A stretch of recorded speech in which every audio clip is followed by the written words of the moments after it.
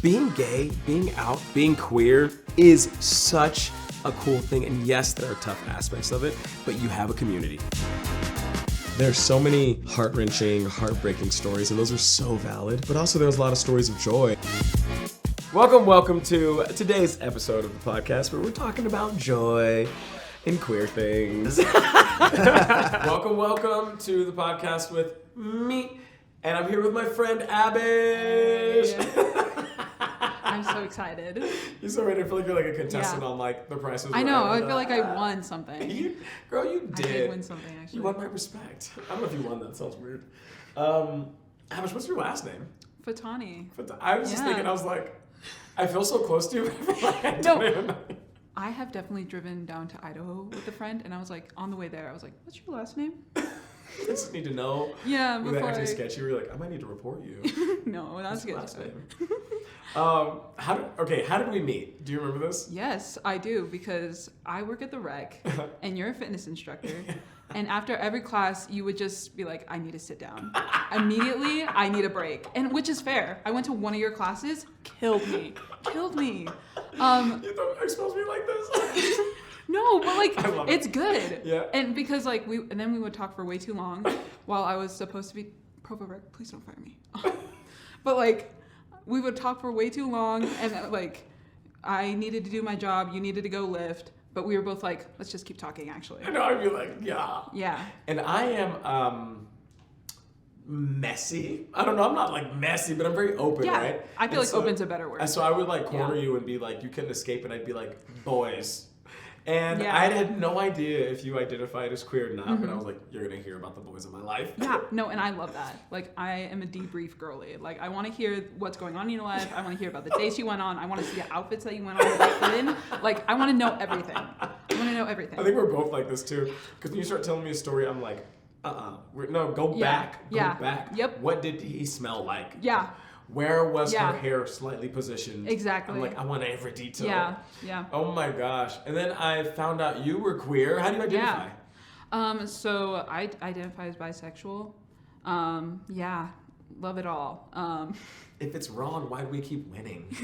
Every time someone tells me they're like, in some sense, queer. Yeah. And for those that are listening, queer is an umbrella term used to describe someone in the LGBTQ plus community. Yeah.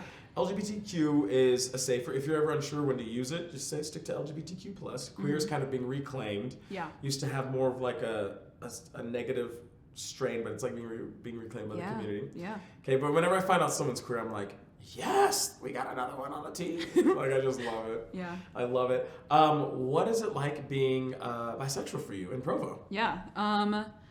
Definitely a funny experience. I feel like just being queer in general in Provo is a funny experience, but like there's also like at the intersection of like race and gender, that like definitely plays into my experiences with queerness. Just because like it's gonna influence anything I experience. Yeah. You know. Because it's not like we can separate exactly. Those, right? It was like I am all these things and I cannot like pull apart one. Like this happened to me because of this. Yeah. But I would say it's fun, mostly because I have definitely found my people. I love my friends so much. Like anytime I talk about them, I'm like, I am actually in love with all of them. I know that they're gonna watch this, so hi guys. But like, I just like love them so much, and it's definitely helped me found a community that like, even when I'm experiencing something they don't experience, there is that like we already have a bridge and a trust and an understanding that like one was inherent in our identities, but also that we have been able to build on. I love that. Yeah. I love that. Yeah. You're also involved in like some like different clubs at BYU, Oh, right? yeah. So it's technically not BYU authorized, but but it's Cougar Pride Center. Love them. What is that? So it's a student-ran LGBTQ resource center for like queer students at BYU. I love it. The like mission statement is basically that we hope one day BYU will have like an official queer resource center for their students, but like until that day comes, if it comes, we will be there. You'll be there. Yeah, there's always going to be queer students at BYU, and that's just a fact. Yeah. I love it. Yeah. I know, it's like, I always tell people, I'm like, we're not going anywhere. And not even because we're stubborn. It's just, we keep being made. Yeah. It was like, you just keep being made. Yeah. I know. You cut off one head and 2 more grow back. Yep. No. Let's talk about, I want to do a little getting to know you game. Yes. And I have this list of 50 questions, and I'm like, they're going to be so fun and light. And then as I was looking through, I was like, some of them are kind of deep. Okay. So, let's get into it. And I guess I'll tell people this, but I do this on like dates sometimes because I'll be like, let's get to know each other. And now it's been a while since I've done it, and now that I'm looking through it, I'm like, it feels kind of intense for like a first date. Yeah. It's not gonna stop me though. Yeah. Why should? Yeah. Okay. So what I want you to do, we're gonna go. We have 50 questions. We're gonna stick to 1 to 25 now. You're gonna give me a number between 1 and 25. Okay. And then you're just gonna answer that question. Okay. 14. Oh, that was really fast. How did you choose 14 so fast? You said 1 through 25, and I was like, I have to find one right now. Right now, okay. Go. Bam. Yeah. Do you easily accept compliments, or do you hate compliments? Ooh, I think externally, I'm just like, oh, thank you. But like, I feel so awkward about it sometimes because I'm like, do I say something back? What if but then I don't want to be ingenuine and just say something back because they said something nice to me. But then I also feel like mean because I'm like, they said something nice to me. Maybe I should say something back. Just like take it and walk away. Yeah, I'm like, oh, thank you. That was very kind. And then I run away. Yeah. Literally sprint. Yeah, I said, oh, I gotta go. Yeah. Gotta go. Thank you. And they're like, what did I say? I love the idea of taking in the compliment and like wanting to say something nice to them but can't think of something. You're like, oh my gosh, thank you. It's been nice talking. Because I don't want to be like, there's nothing I like off the top of my head that is like sticking out, but then I don't want to stand there for too long and be like, I'm trying to figure out what I like about you. Like, that just feels like, so I'm just like, thank you. That was kind. I appreciate you noticing that about me. Goodbye. Yeah. Okay, I love that. So you don't accept compliments well, not because you're like, oh no, what does that mean about me, but because of like the technicality of what do you do with a compliment? Yeah. I'm like, do I just, okay, thank you. Now I have this thing. Yeah. I love it. We're learning so much about you. Okay. Okay. My turn now. Yes. 1 through 25. I'm going to say 3. 3. Where's one place you feel the most like yourself? The Provo Rec Center. I was going to say yeah, I was like, it better be at the Provo Rec Center behind the programs desk with me. No, I'm kidding. And I love because like, so many senior citizens are like cycling through, and we're just like chatting about dates with boys. Yeah. Were you there that one time that older guy was like, I don't know, and I was like, oh, I'm gay, and he was like, I was there. What? I was there. Do you remember that? Yes. And he was like, oh well, yeah, we still love you, and I was like, thanks, man. Yeah. He was like, it was like out of left field for him, but he was like very much ally still. Yeah, I was like, okay. I was like, all right. Yeah. Senior citizens leading the way. Didn't see that one coming. I did not. But I was happy about it. But we like being surprised. Yeah. We do. That was good. 1 through 50 hit 34. I'm gonna say 41. 41. Ooh, would you tell a stranger they have toilet paper hanging from their shoe or their dress tucked into their underwear or anything else that's embarrassing to be seen in public? Would I tell a stranger? Yeah. Oh, yeah. Yeah. Did that surprise you about me? No, it doesn't. Like, I feel like it would surprise me if you were like, I wouldn't say anything. Because I feel like I would be like, especially with strangers, I feel like I would like, I don't know, I would see myself in their position and immediately be like, I want to know. Yeah. I'm like, totally that guy, though. Yeah. Would you? Yeah. I've always been that friend, too. I'm like, hey, you have something in your teeth. You know? Oh, yeah. Yeah. I just did that. Yeah. Because it's like a casual thing. Like, you're embarrassed for maybe like a second, but I also feel like because it's coming from me and my friends know me, they're not going to be like, I just said that with like malice. I'm like, no, they're not going to think that. With malice? Yeah. Like, hey, you have something in your teeth. And you should be embarrassed about it. I'm not going to. Thanks for the compliment, but you have something in your teeth. Bye. That's really cool.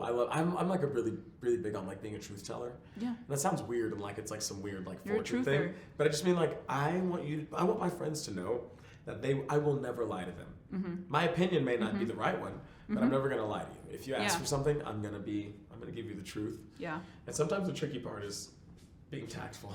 Yeah. No, I agree. Like I want to tell you the truth, but it's also like I don't know if you're ready to hear my opinion on things, so I'm gonna like just like go at it slowly and like before me. We're gonna give you a little like if you want this, that's good. I feel like that's the vibes of consent. Okay. Yeah. All right. So we got to know you a little bit better. I feel like these questions do be kind of jumping in, don't they? Yeah. It's okay though. It's okay. You're like, yeah. Now I want to introduce or talk about the concept of this podcast. Yeah. Where it's like we have all these experiences, and I feel like we hear so many sad experiences, and that is okay. Yeah. There's nothing wrong with that. Yeah. If anything, I feel like some solidarity when I hear those. I'm like, yeah, like I went through something similar. Mm-hmm. I want to know about the other end of what it means to be queer. Yeah. And before we jump into that, I want to ask you, when you hear the term, and there's no definition, I didn't get this from Webster's or anything. Mm-hmm. When you hear the term queer joy, what do you think about? I think the word radical. Oh. I think the word resistance. I think queer joy in itself is something that works against everything that has been working against you. Oh. And I feel like it's not something that like you're doing with malice or like you're not doing it to purposefully make the other side angry. Mm-hmm. But like it's just something that happens naturally and something that is so beautiful, and the existence of it itself is like kind of defies everything that has been coming before it, or something. It defies like if you were to look on paper all of the like anti-queer like from the cultural sentiments to the laws, like it would seem like queer joy was supposed to be beaten out of you, but yet it exists, and yet it is beautiful, and yet it is like very prominent.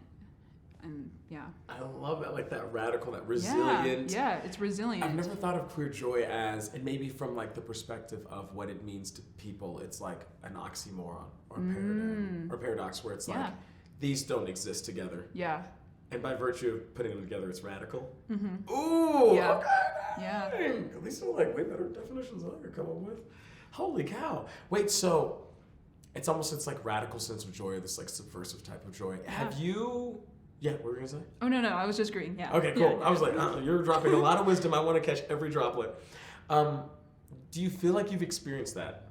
Oh, for sure. And can you think of a time when you have? Yeah, I think... so I have two really good friends. Mm-hmm. Both of them besties, love them. Wait, can I ask their names?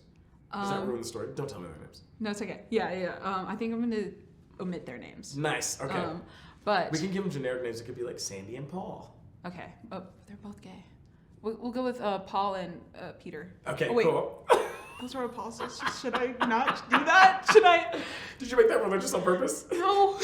They're common names too. Okay, We'll go Paul and Peter. Paul and Peter. So my friends. And just make sure people know we're not talking about disciples of the scriptures. Yeah. In the scriptures. They were just like names that came up to my brain. I hope someone joins in now and they're like, think we are talking about the scriptures. But keep going. Okay, so my two friends, Paul and Peter, they started dating and like became official during like a really difficult time in my life. And they were both like individually just there for me. Mm-hmm. But then because we were all three good friends, I see them so often, and just like their day-to-day mundane things are so beautiful to me. Oh, like what? Like when they hold hands at Smith's. Oh. Or like when we're driving up to the canyon and I get to take like cute candid photos of them being a couple. And like, I don't know, to me that is like, it's not my, I don't know, but like me personally, I find joy in other people's joy for sure.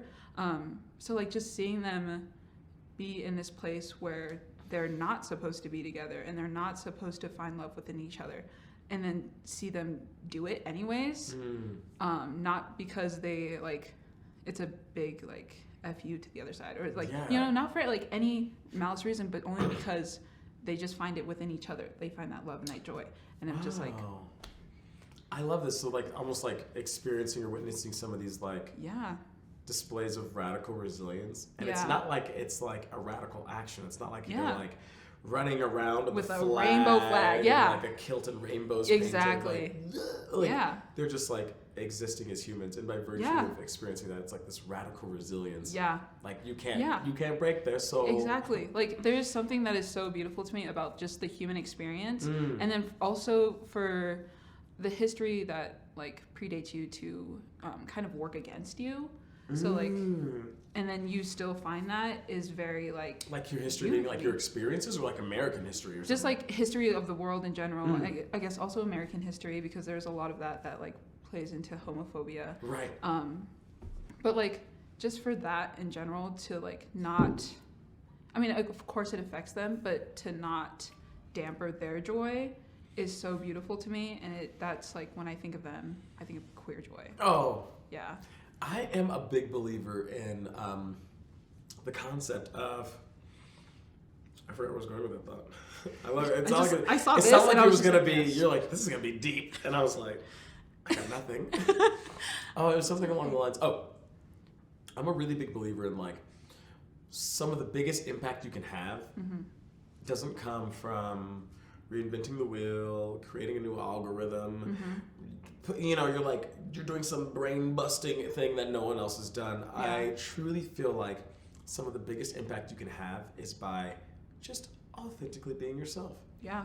And like that will create ripples in a way that like, and that will empower you in a way that like other things just can't. Yeah. And so when I think of these examples of Peter and Paul, these beloved apostles of ours, no, but your friends Peter and Paul, like just being quietly and honestly themselves in Smiths or the Canyon, it's like, what a beautiful effect that's come in. Like, it's not requiring crazy amounts of effort besides bravery or like you know this resilience. Yeah. Oh, I love that.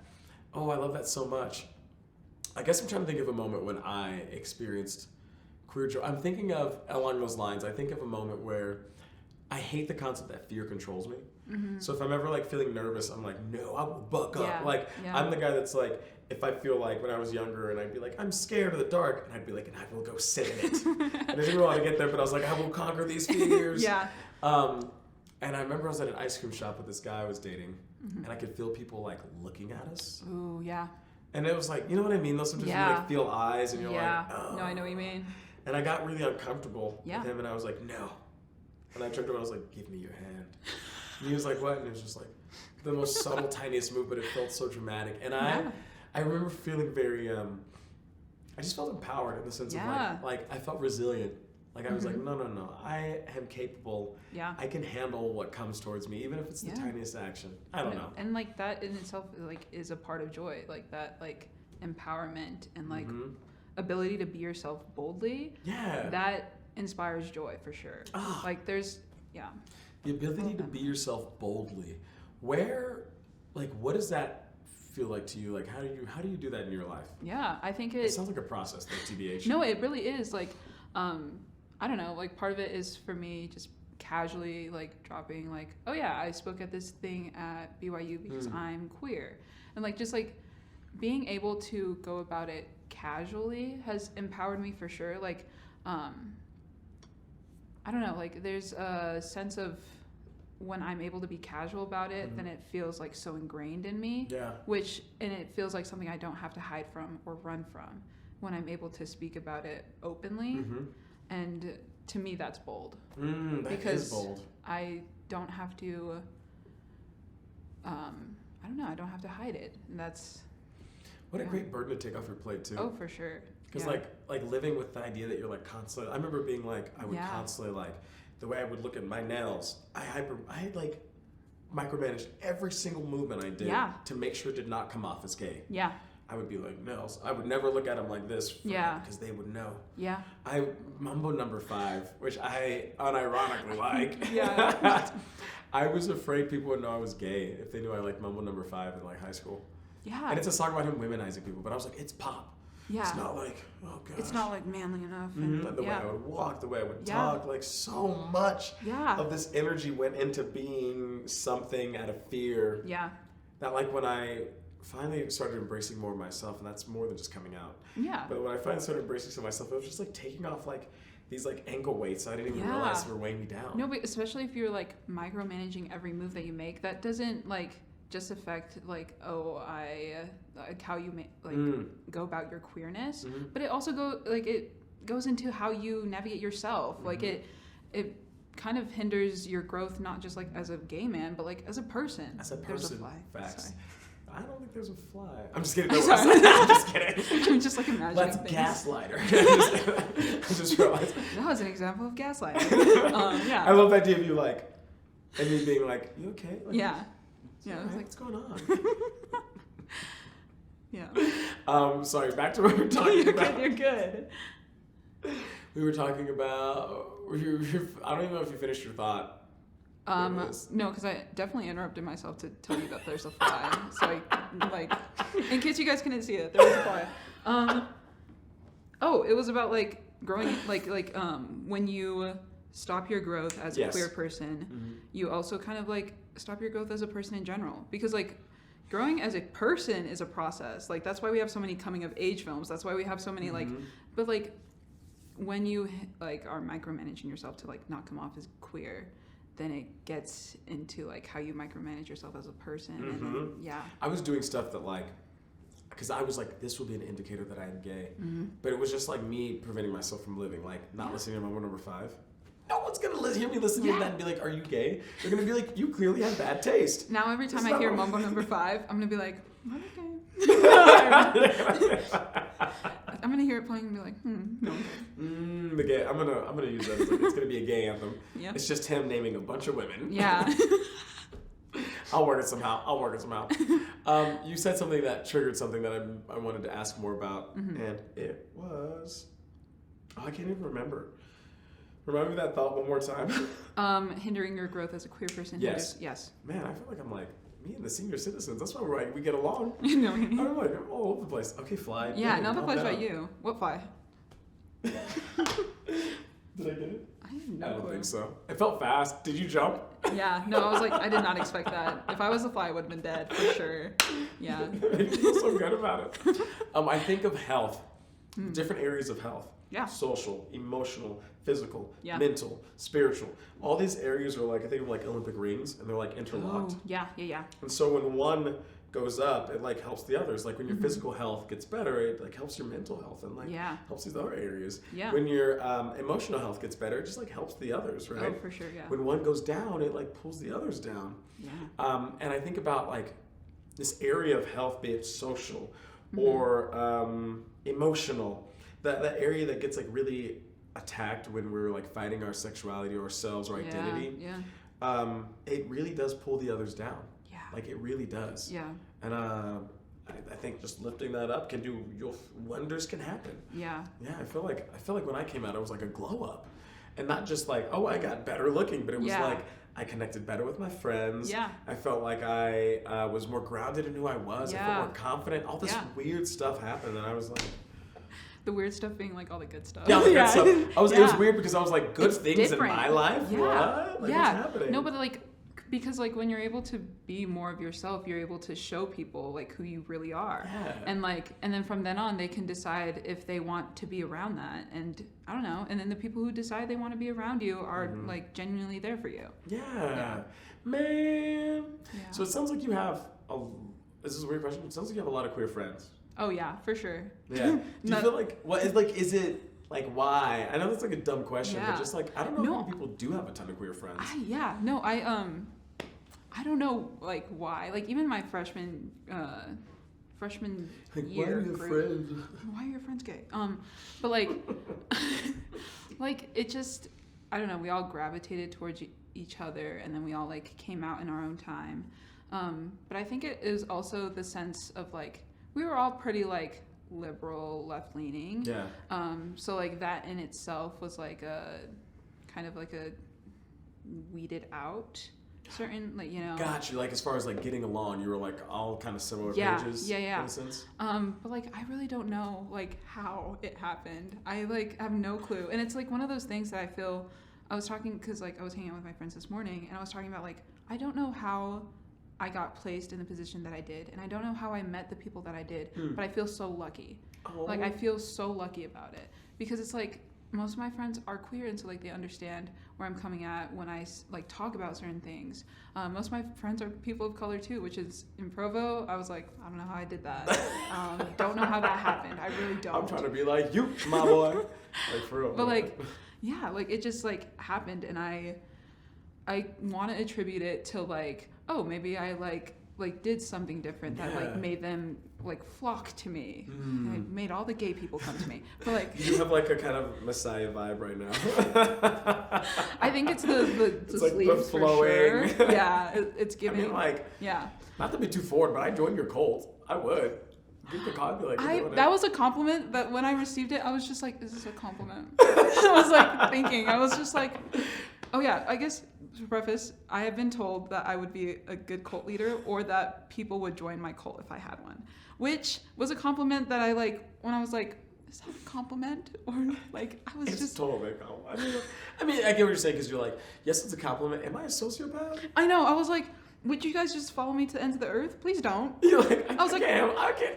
The pressure already is too much. No, I was like, maybe that's why I wouldn't be a good cult leader because I wouldn't have people follow me to the ends of the earth. Oh my gosh. Yeah. You're at BYU right now? Yes, I am. What are you studying? I'm studying urban planning. I love dope. it. What is that? So basically, it's like all the little details of a city, from like zoning to signage to like just like random things that like makes a city a city. Like you get really into the daily lives of people, which I think is why I love it so much because I just love people and I want people to have a great life and live in a great city. I do remember seeing you chat with more people at the rec center and I was like, she would have more friends than me here. I was like, this is good. I was like, I loved it. I was like, she's so cool. How do you because I know there's like a lot of, BYU doesn't have the best reputation as far as interacting with the queer community. Yeah. But I feel like you have such positive experiences. Like, how is this? I don't know. How are you at BYU having fun? Yeah. For sure, I attribute that a lot to my friends. Love like having that base. Yeah, just like having like that foundation and that like support system, is so vital for because anytime because things do happen in classes where I'm like, you guys will never believe what just happened in my class, like immediately to the group chat. So like that for sure has helped a lot. But I think it's also, I like to think it's very apparent like where I stand on things. Whether that's like a tiny little rainbow pin or like a comment I said in class. And so like, interesting. I don't know. I've also, sorry for coughing. In this day and age, it's not a cough. Oh yeah. But like I have always been a believer that like people are never too far gone. I mean, there are some people like, I'm like, that's not for me to be like, I'm going to bring you back. But like, I'm always of the belief that like, I think there is an inherent good in you. And I think there's an inherent humanity in you that will just naturally want to connect with people. And while I am not going to put myself in a position where I am being attacked for my identity, I think that there are people who can put themselves in that position and not be directly attacked. Interesting. And not, I feel like I put myself in a lot of those positions. But I can be kind of feisty though, so I don't know, man. But I hear what you're saying. It's more of like you're talking about like allies though. Yeah. Like people who can like take the brunt and not, this is like not a personal attack on you, but you could stand for something in a way. So like handle that. Yeah. I like that concept. And like, I don't know, maybe that's why like navigating allyship is important to me because it's like, like there are times where there's like an overstep. There are many times where like if I was in the conversation that ally is in, I would go home and cry because while I feel like I am very strong and I have a good support system, when you're attacked, yeah, and it feels like crap. Especially when it's like something so personal is at stake. Exactly. It's like we're not talking about something removed. We're talking about something who I am. Exactly. And so like, I definitely value that a lot. But like, I don't know. I also think that there is something about me that is kind of like, not to toot my own horn, but like is kind toot of that like. Horn, girl. Here. I'm gonna say this right now. You toot that horn. If someone is uncomfortable with the horn toot you're doing, that's a personal problem. Thank you. We embrace our greatness. I like we that don't apologize sentiment. for greatness. All right, go ahead. No, I was gonna say like I feel like I am a charismatic person. You are. And like when I talk to people, like I want to get to know them. Like I want to hear like, oh, why do you think that? Actually, I'm like curious. And I think there's something about that invites people to like let me know them. And I value that. Like when people put like a sense of trust in me, I'm like, that is important to me, and I'm glad that like you did that. So like I feel like it naturally creates positive experiences. You've hit on some really cool things that I'm excited about, and I do want to talk about you being charismatic because I like to consider myself I think you are charismatic too. Yeah, real sees real. You're charismatic. Oh, thank you. Yeah. Game recognizes game. But one thing is, you're like a very different style than me. Like, I feel like I am, when I show up, I'm kind of like my big Leo energy. I'm like, you're going to feel this heat from me, this warmth. You don't have a choice. Yeah. If you don't, like, the only people I don't like are the people that don't like me. So I'm like, make your decision now because you're in. Oh, you're out, you're out, you know? Yeah. But I feel like you have a way more, like, inviting air. Like, people, like, come to you. Yeah. Where I'm, like, getting in people's faces and stuff. So I think that's like, I think you have like a really good welcoming energy where I can be pretty abrasive sometimes. So I love that. Yeah, no, I feel like, and I don't even know what it is like about me that makes people feel so welcome and inviting, but like I value that and I recognize that, and like it's something that I don't take lightly when people like come to me and tell me their things. There are times where I'm like, I could have been more welcoming or more inviting, or I could have had better follow-up, but like, you know, I'm only 21. we got time. Yeah, I have time. I don't know why. Like, sometimes I get really in my head. I'm like, I have to figure out life. Like, I have to figure out where I stand. I have to figure out how things are. But I'm like, dude, you're 21. Cut yourself a little bit of slack. I like want that to be the mantra people take away is like, dude, you're blank. Just give yourself some slack. Yeah. Like, take some pressure off. Like, you got time. Dude, you're 41. I don't care. Like, you have lived a full life. Like, you got room to grow. It's okay. Yeah. Take a breather. You hit on 3 things in talking about your experiences at BYU that I absolutely adore and love. Your experiences on how you can be, like, so positive, or how you can experience this, like, joy at BYU. You talked about your support system. Yeah. And I love that because, you know, we know through, like, research done with, like, the Trevor Project that with one supportive adult for a queer child, the chances of suicide goes down 40%. Yeah. I'm like, that's crazy. So, like, that kind of support, what were you going to say? No, I just, like, I don't know. That is another topic I feel very passionate on is queer children. Because it's like, they deserve the world. Like, they deserve everything good. And, like, they're only a child. Oh, my gosh, I'm going to cry. Let it out, girl. Because it's like, they're literally a child, and they figured it out so much faster and with so much more bravery and intensity than I could even muster. And they're out here already saying it. And, like, yeah, they're a kid, but, like, as a kid, you knew, like, fundamental things about you, you know? And so it's, like, it blows my mind that they're just, like, disregarded or, like, put off because it's like, oh, you're only 12. How can you know that about yourself?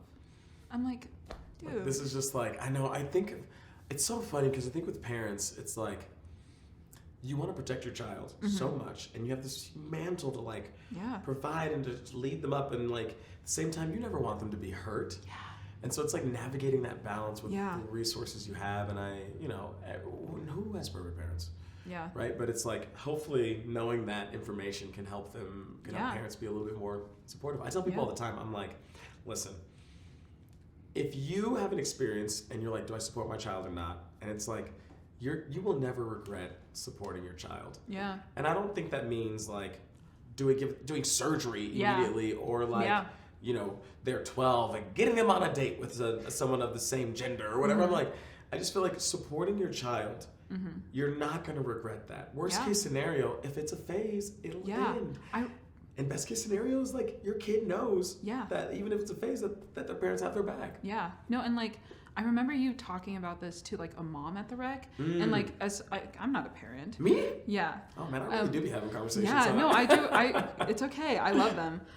But like, I remember her like being so just like genuine about it and being like very open, and like the fact that you can spark those conversations in people and like spark that.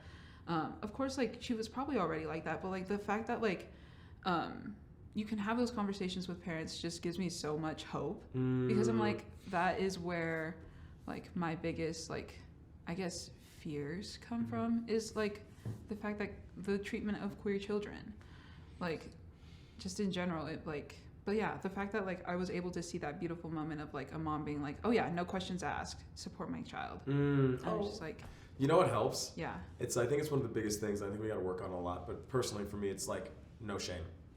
It's like no shame. This lady, I was doing a training, and this lady, she's talking to me and she's like, what do I do? My son and his friends have started using the N-word. And I know. And I was like, oh, we getting in. I was like, yeah, tell me more. First off, I love the juice, so I'm like, let's go. But she's like, what do I do? How do I help them understand that this is a thing? Yeah. And the last thing I wanted her to do was to be in this moment of sincerity, to be made to feel bad. Because like that, all that's going to do is if me condemning her or judging her is going to push her away. It's going to make that go from a learning opportunity to a very negative experience. And I was like, so I wanted to bring her in. I was like, listen, I had friends that did that. I think it's a vulnerability, right? Where it's like, I've had friends that did that. And I thought it was okay growing up. And I had a change of heart. I wanted her to humanize her experience. Yeah. And so with people, and sometimes people will do that stuff and not be sincere. They'll just be like, there'll be like a wall where it's like, well, I do this. And it's like, same. It's like, I'm not trying to push you away with shame. Yeah. Because that is going to divide us. I don't know. I try to do that. I'm not the best at it. No, like, that is such, and like, obviously I'm not black. So like, it's a different experience, but like, someone watching this is going to be surprised. They're going to be like, what? Yeah, no, they're going to be like, then what are you? No, I'm kidding. But, we don't apologize for greatness. Thanks. But like, so like, obviously like different experiences. But for you to navigate it in that way is something I've like always loved about you. Oh. And the fact that like people are able to come to you with like these hard things, because like I'm sure for her to build up that courage was a lot, but like it was coming from a place of like, I don't want my kid to be a butt. For such a positive reason, yeah. Yeah, like, and I'm sure her 12-year-old is not a monstrous person, and you can jump to whatever conclusions. And at the end of the day, you just jump into conclusions. You don't know these people. Yeah. And like for you to give that grace is like something to me that like has always. Well, how do I put that? For you to give that grace to people is something about you that has always stood out to me. Oh, I'm like, listen, it took a lot of work. Yeah, I'm sure. Internal work. It's hard to. You can't. What does RuPaul say? How are you gonna love someone else if you can't love yourself? It's like you gotta do the work, because what happens is, especially in like the realm of like talking about race or sexuality, it's so easy to be triggered. Yeah. And when you're triggered, that's generally a sign that's like, oh, there's something here that's tender, and I need to work on it, work through it. So it takes a lot of self-work to get to a place where, man, I'm not perfect at it, so still process. Yeah, I mean, dude, you're only, I don't know how old you are.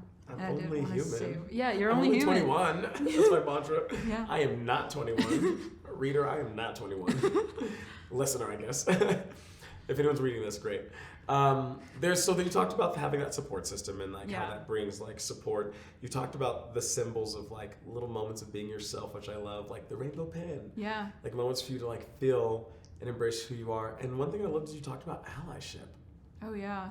Like if it's like you standing up for people or people standing up for you who may not have as much like personal stake in the game. Yeah. I think it's really important. I just wanted to highlight that like the support system has contributed to queer joy in a place where people are like, you shouldn't be feeling this.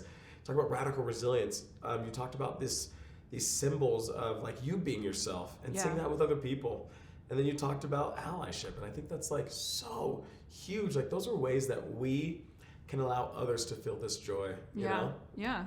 And I feel like for the most part, no matter who you are, you can, you're an ally to some community, whether that be like me, queer women of color, but like I am like able-bodied, if that's the right term. Yeah. And so like there's always ways. That's also something in urban planning where I'm like, we can do better on this. We need way more like wheelchair accessible places. I've been thinking about that too. I went to the hospital and I was like, there's a step. Like, what do you? And we're at a hospital, dude. I know. There's gonna be wheelchairs. Yeah. Little tangent. Anyways. There you go.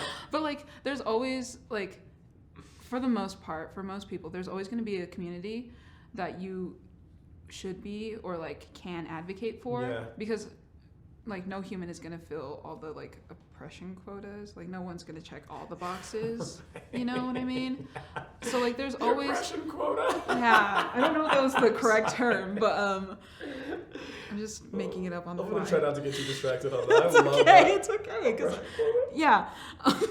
You haven't filled your oppression quota for a month, actually. I'm going to have to take that. No, the only time I was excited about that was when I was applying for college, and I was like, get me a scholarship. Check this box. Check that box. I wish I would have been out, but I had some banging essays.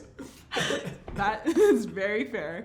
I did apply for the Out Foundation scholarship recently. So. Let's go. Hey guys. Yeah. Little tangent again. Yeah. Oh my gosh, where was I going with that? Oh yeah. So no, you're good. But like, yeah, no human is gonna like feel all the bearings of every person ever, or like every like community ever. Yeah. So there's always ways that you like even like will have to be like an advocate for, you know? I think that's beautiful. I think that's good too, because I think sometimes it does feel like we focus a lot on like the victimness of ourselves, and it's almost like a little bit like, who's more victim? Is it me? Is it them? And at the end of the day, it's like there are many identities we're not going to belong to, and playing that game is not going to help anyone. It's really not. So hopefully it can empower us to be like, recognize that, you know. Yeah, like there are certain experiences I will never have because like I just am not that. Yeah. You know? And that goes like both ways to like the positive and the negative, you know? Yeah, girl, go off. Okay, last question. Yes. And I'm trying not to take too much of your time up, but I would love to take it all. Is there anything before we wrap up that you're just like something that you believe strongly, or that you feel like we've talked about that you would just like to say, or like hit on the head? We're gonna be talking to youths and families and all sorts of people. I don't know. I think when I don't know, because I've been like, ever since you were like, hey, do you want to do this? I've been thinking about more like queer joy and like those moments of joy. And I think what's important is to like allow yourselves that. Like it is like people are always going to be there, and the oppression that you face is always going to be there regardless. And I'm not saying that like you have to create a moment of joy right now. But I'll be like, yeah, I'll do something different. That was a bad idea. No, do that. I tried it, didn't work. Felt really sad. No, but like, I don't know. There's always, that sounds so silly, but like you're always gonna have haters. Yeah, no, for real. So like it's like creating a space for yourself, creating time for yourself to take those moments of like peace and relaxation and just joy and goodness is so vital for your just survival as someone who is like marginalized, whatever, in whichever way that is. So like, I don't know, I want people to experience joy and give themselves space and time to do that. And I don't know, I think you could also benefit from it, because then you're like able to live longer, and I also want that. What a like empowering way to look at our experiences, because I feel like what you're saying to me is not like necessarily like joy happens and you just have to grab it and hold on to it and it's fleeting and you're just too bad if you don't feel it. It's like there are things we can do to put ourselves in positions to experience joy, and it's not to say that life isn't hard and that's gonna suck. And listen, we've both been through some stuff, right? And we don't even need to like, people go through stuff, right? But it's to say that there are things we can do to like hold that joy. It's like creating that space, creating that time, giving it that focus and that attention. Exactly. I love that. I love like the empowering aspect of that. And I really believe it. You know? And sometimes I wonder that like, and maybe this is kind of weird, but I feel like fortunate being a queer person of color, because a lot of my life growing up, I had people say and do things and treat me a certain way. They didn't know I was queer. I mean, I think, but because of the color of my skin. And it was like this chance I had to like grow in this aspect where it's like, people are not gonna what I feel like I'm entitled to, like human rights and being treated a certain way, people are gonna give it to me. Exactly. So I have to like craft that for myself. People are gonna doubt me for no reason. They're gonna feel a certain way about me for no reason. So I have to also develop this kind of like belief in myself, or like a thicker skin. And when I came out as gay, it like, I feel like those lessons transferred really well. Where I was like, oh, people were like, how dare you? And I was like, girl, I'm black. This ain't gonna work on me. Like, I've heard this before. And some of my Caucasian counterparts, I just feel like some of my white friends, queer friends, have got hit really hard in a way that I was like, oh, I feel like I was like, this was me growing up. And like, that is such like a positive outlook on being like a queer person of color. Because it's like, it's so easy again to like look at those boxes and just be like, damn, the world's against me. Oh, it all sucks. But like, I do consider being a person of color like a blessing. Like, I do. Do you like love resonate it. with that concept? Yeah, no, heavily, because like, I don't know, it's like, what you're saying to me is nothing new. Like, oh, cool. I've been told that, just like different words. Same malice, same viciousness, but different wording. Different words. And what are you gonna do? Like, I can't be dragged down that easily, actually. Like, unfortunately for you, you're gonna have to try harder and work harder. I'm gonna give you 2 more chances to really come for me, and then you better run because I'm gonna come for you. Yeah. It's like the part of the movie where like the hero gets punched and he's like, he like smiles. You should get into acting. Like, huh? I said you should get into acting. Was that good? Yeah. Now watch out. I'm gonna be the new Superman. He's just got to be cool. The 5'6" Superman. We roll. Yeah. With it. Yeah. Short kings are in these days. They really are. I do love that concept, and I thank you for sharing that. I love that like empowering aspect of like we hold our own joy. Mm-hmm. It doesn't just happen to us. We like grab it, we bring it in, we hold it. Like I was telling a friend, like I like the aspect of being human where it's like you can be desperate for things. Mm-hmm. You can sweat and fight and bleed for things, and that's okay. Like it's okay to be like have that desperate want for things because that's only human. And it's okay if that desperate want is for like a moment of joy. And it's okay to fight for that. And like, I don't know, I'm a big believer that being nonchalant is like stupid. Like be passionate about it. Exactly. Because everyone's like, oh, I don't want to look like I'm too weird. It's like, no, be weird. Yeah. No, it's like one thing about me, I'm going to try hard. And it's going to look like it. And that's okay. Like literally, if you see me sometimes I do embarrass myself at work. Like it is a moment of like, that was embarrassing, but also I did it and I attempted. So. And I put 150% into it. Exactly. So. We were talking about this the other day, how we're just all in. Yeah, we're all in, people. I'm like, I don't do anything 65%. I'm like 150%. Yeah. Like I do like, I'll make sourdough bread and invite neighbors over. And I'm like, I'm not doing like 1 loaf. I'm doing like 7 loaves, rotating system. Yeah. We got 45 toppings. Like, welcome to me. Yeah. Oh man, I love it. What was the story you were saying about work the other day? Something happened? Oh, it's just like you're going to try... It wasn't like necessarily like a specific example. Yeah. Oh, but like there have been moments where I'm like, oh, that was completely wrong. And I was completely in the wrong when I did that. But like I tried and I attempted and there was a moment of growth and a moment of like, okay, now I know better than to do that. That's like, it's so cliche, but I'm always like, the negative experiences are never a waste because we learn and grow. Yeah. I've been on some like horrendous dates with men, and that's no surprise to anyone. Men are kind of like, maybe crazy. But they're horrendous dates and I leave being like, yes, it was an interesting, hour, but like I'm not gonna make this mistake again, or I've like learned. Yeah. So I really did that. I'm like, what a value.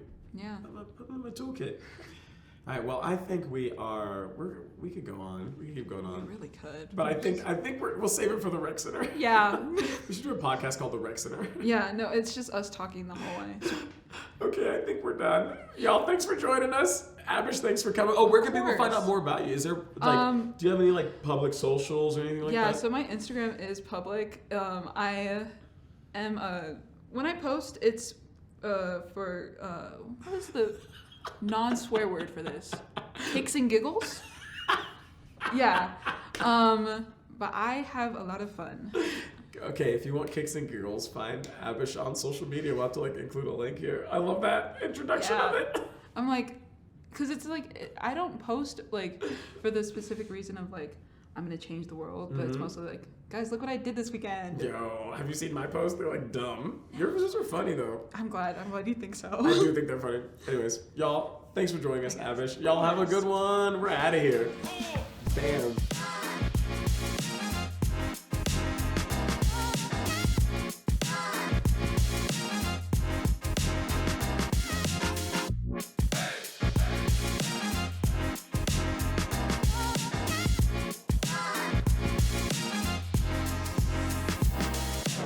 I don't know how to end this thing.